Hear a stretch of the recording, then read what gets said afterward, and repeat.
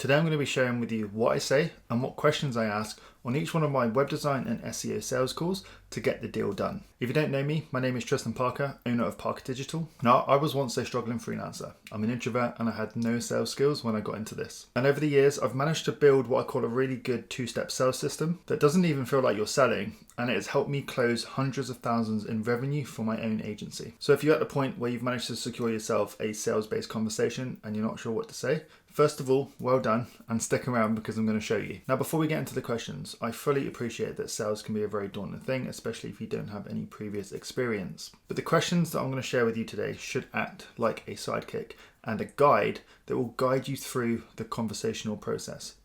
You need to remember that this is a conversation and not a hard sales pitch. In fact, this is part one of a two-step process where we are just in a discovery phase. We are here to discover why our prospect is on the call, what problems they're facing, so we can then understand what we could do to help them solve those problems. And when you position yourself as a problem solver, you're going to have a much easier time selling as opposed to coming across as a pushy, sleazy salesman. Nobody wants that. So let's go. So you just want to start off with an easy one. Like, this is a no-brainer. This is just how you start the conversation. You could say something like, "Hello, is this prospect? Great, this is Tristan. How are you?" So it could be, "Hi, is this John?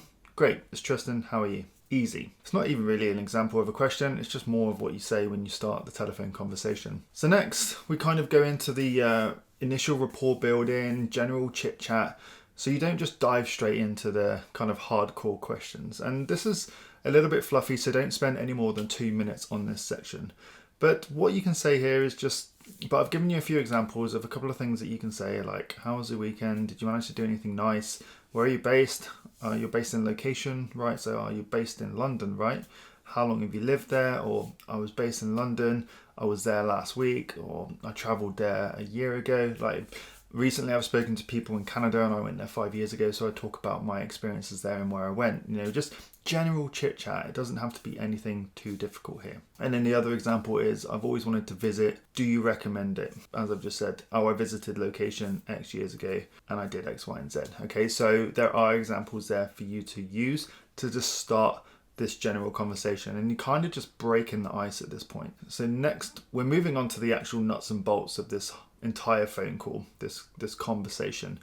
And so we do this by just saying, look, I don't want to waste your time. I know you're busy. Let's just jump straight into this. The first question would be, tell me, John, tell me name.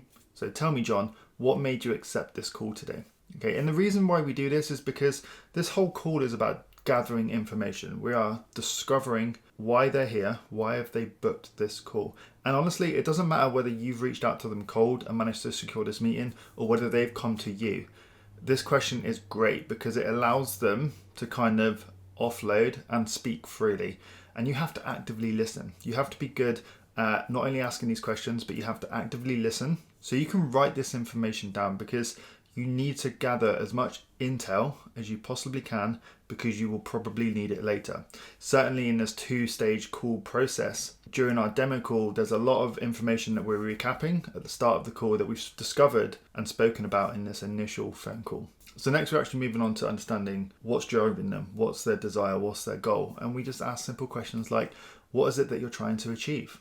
Okay, again, we're going to wait for them to answer, speak freely, and take notes. You want to really figure out what it is that they want to achieve because you need to be able to offer them a solution to help them achieve whatever it is that they're trying to do. Another question you can ask is, do you have a goal at the moment? This again will open up and allow you to understand what is motivating them to take action, to make change, to overcome their problems. What is the motivation and the drive? If you can understand that, it becomes really powerful later on. Now we're moving on to kind of uncovering the pain. Okay, everybody has a pain that they're trying to get rid of. This is what we need to focus on in order to be successful at sales. They're trying to get somewhere, they're trying to reach a goal, and no matter what they're doing, they just haven't got there yet. So we are hopefully the solution to help them get there. So a couple of questions that you can ask here are, what have you tried already to try and achieve your goal? Now, goal is in brackets because they would have told you their goal in the previous question and you just have to recap that. Once they've answered that, you ask them, how long did they try that for? Okay, how much time did they invest in trying that solution to try and fix their problem? And then finally, how did it work out for them? Now, chances are it didn't work out very well. Maybe it did.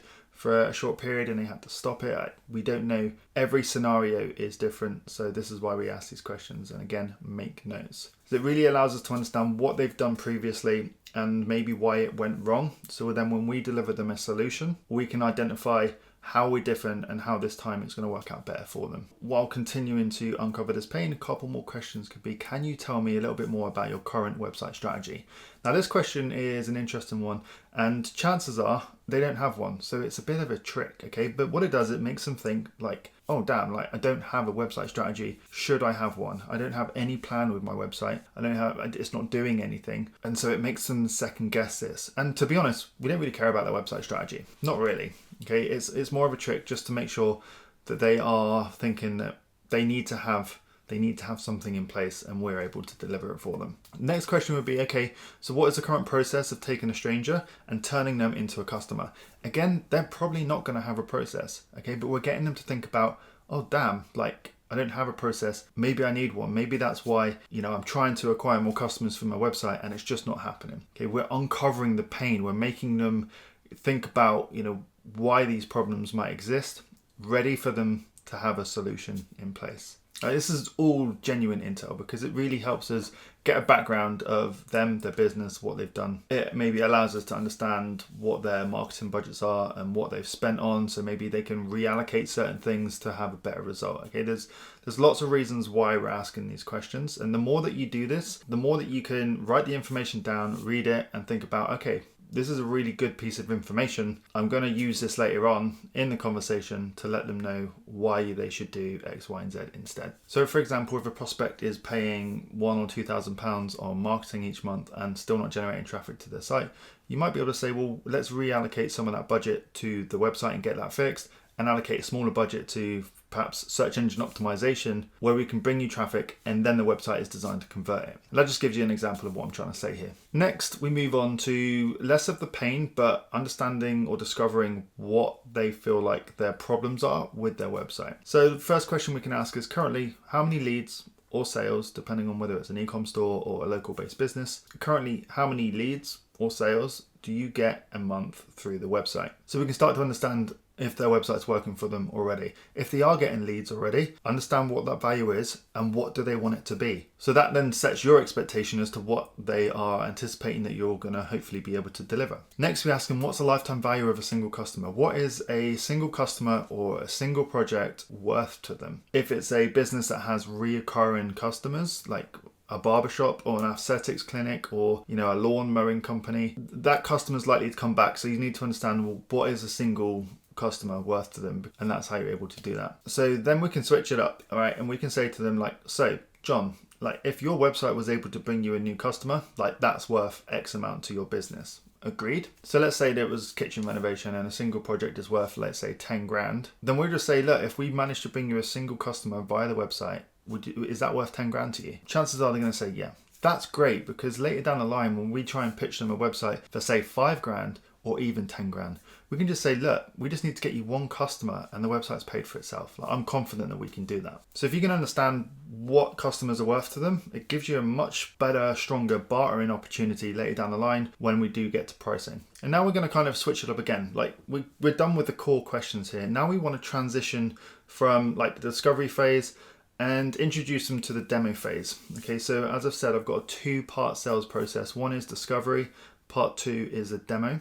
We do this on a completely separate call.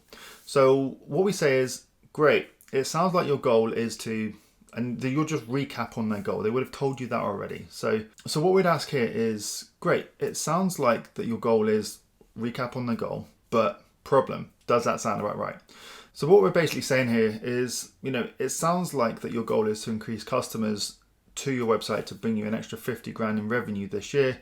But currently your website's just not attracting the right type of customers and nobody's getting in touch with you. Does that sound right? Okay, and so that's just an example of maybe what someone's goal would be and what their problem is stopping them from getting there. And we'd have all this information already because we've already asked these questions earlier on in the phone conversation. Once they've agreed with that and you've got a yes, because yeses are super powerful. If you've heard within sales, You want to try and get your prospect to agree with you as much as possible. My understanding is it's a psychological buying power. But as I say, I don't come from a sales-based background myself. This is just a sales process that I've developed that's allowed my agency to close hundreds and thousands in revenue. Next, what we'll say is, okay, got it. Based on what you've told me, it sounds like that you're almost there. Okay, you just have not found that missing piece of the equation yet. Would you agree? Again, we're getting them to agree. And what we're basically saying here is like, you've not really done anything wrong and you're kind of going in the right direction, but something's missing and we know what that missing piece is. Once they've agreed with your understanding of their goal and what they're trying to achieve, one final kind of main question that I ask here is there any competitors that they consider to be doing this already? Now, you can kind of throw this in at any point, really, but the reason why I do this is because during the demo process, we go as far to do a little bit of research into their competitors, so we can do something called the law of comparison. And basically what we're doing is we're looking at the competitors and we're figuring out what they're doing well and what our prospect isn't doing well. Okay, and we're basically saying, this is what these guys are doing. You can be doing that too. And it's a really, really powerful process, but we'll cover this up in another video. So I like to throw this in just so we understand who their competitors are or who they consider their competitors are and why they consider them competitors and why do they think that they are doing better than them. Now we're kind of closing off the conversation and we are warming them up to another call. Okay, and we're just going to say, okay, would you like to hear about how we can help you with your goal and how our system works? Because I think that we can solve that for you. Okay, so we know what their goal is, we know what their problem is, they've agreed that there's a problem, and now we're saying like, we have a system, we have an approach that can help them solve the problem. We can help deliver that missing puzzle piece that's just prevented them from going that extra bit to get to their goal. And we're asking them, do they want to hear about this? And the answer should be yes. I haven't got to this step ever and they've said no. Okay, so if you do all of this correctly, they're going to say yes as well. Now, one caveat here is at this stage, it's up to you as well to figure out whether this prospect is a good fit for you based on the questions that you've asked. Can you generally feel like you can help them? You probably can. But if you ever find yourself in a scenario where you're like, I don't think I'm going to be able to help these guys, then at this stage, you need to be transparent with them. You wouldn't even ask this question. You just be like, look, I appreciate your time. Thank you very much. Based on everything that you've said so far, I don't actually think that I'm going to be the right fit to provide you with the solution that you're looking for. So it's probably a good idea that we don't move any further with this. Now, you can refer them to somebody if you think that there is a better fit, or you can just say, thank you very much for your time. If things are all well and you want to book in that second demo call, okay, this is how you do it. You just say, awesome, I just want to put together a plan specifically for you, and then I can run through it with you. Are you free on Monday? Are you free on anywhere between 1 and 3 days time? Because you want to keep that window short, okay? They're interested, you want to make sure that they're still interested, but you need enough time to go away and do this research and put this demo presentation together so you can run through it with them on a call. At this stage, when they give you a day and a time that they're available, book that call in right there and then. Don't wait until they're off the call. Just on your calendar, grab their email address if you don't have it already and just say, I'm just going to put it in now. Please make sure that you accept it, and I'd appreciate it obviously that you do turn up, because I'm going to invest at least a couple of hours pulling this strategy together for you. And that's it. That's the end of the conversation. That's you getting the second step, the second call booked in. And as you can see, it didn't even feel like you're selling, because you're not selling at this stage. Okay, this is the discovery stage.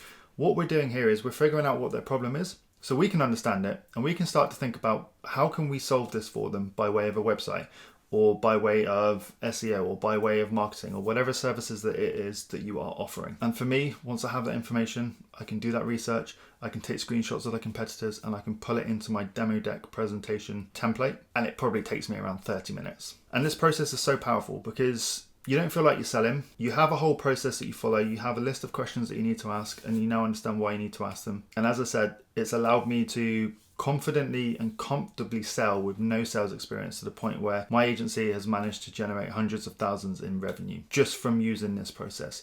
So there you have it. If you're stuck, if you're wondering what you need to say on a sales call, the questions are in this video. So go away, learn them, write them down, have them in front of you when you're on that call if you need to. But sometimes I still have them in front of me just to make sure that I am asking the right questions. And that's after 3 years. So what I'll do in the next video is I'll pull out and I'll dissect a demo recording which allows allowed us to land a single project.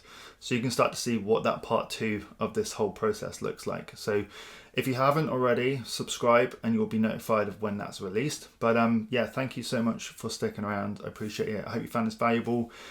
Give it a like if you have, and I will see you guys in the next video. Bye.